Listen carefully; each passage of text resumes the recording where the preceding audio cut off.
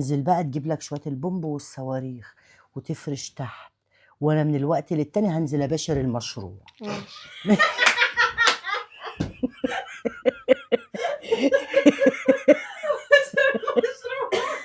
عملته بيزنس خلاص مشروع راس ماله 200 جنيه.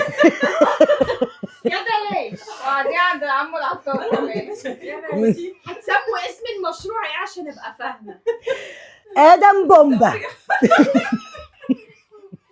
ادم وست هاله للبومب والصواريخ. بوري بس.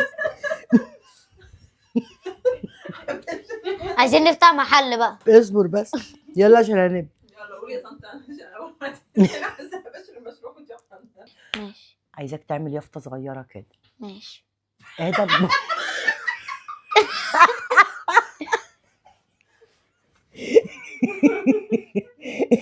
ده ما بتضحكش ليه؟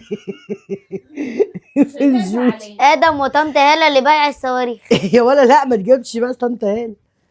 انا هقول لك اكتب ادم بومبا. ايوه ماشي. ادم بومبا خلاص يا حبيبي.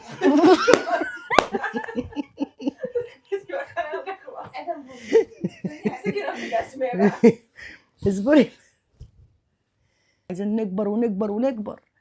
ماشي. اسكت يا نور، ما انا خايفه اقول له، كنت اقول له بعد كده اعمل مفقعات بس ما ينفعش. ادم بومبا لصاحبها هاله مفرقعات. خلي الناس تدور على الصواريخ تكون عندك انت.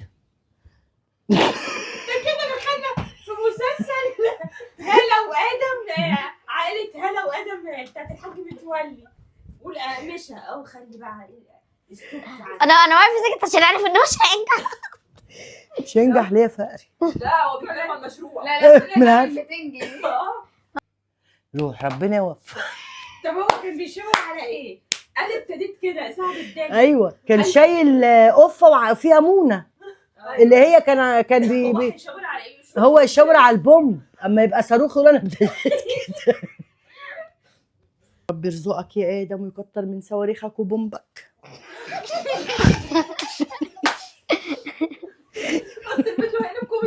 ما هو قلب يا منى، هو لسه هيقلب. قال له ايه؟ الولد قاعد في البوريك يا منى. في ايه؟ بريك ايه؟ امسكي نفسك بقى اسماء يلا. قاعد في البوريك بالجبنه. في البوريك اهو. انا خلصها بارده. ايوه انا كاتباك ادم بومبا كمان انت ولا ازاي ترضى بالكلام ده يا ادم؟ ليه؟ كاتباك ادم بومبا. تعالى اشتريت بالمكسب. امسكي نفسك يا اسماء. اقول لك هو احنا صغيرين يا حبيبتي؟ هو احنا اما محتاجين ادم ولا حواء؟ لا يا حبيبتي تعالي لي. انت كملت وهي عماله يا اسماء خلينا نخلصها بالله عليك. ما ينفعش دراستك يا حبيبي. بعدين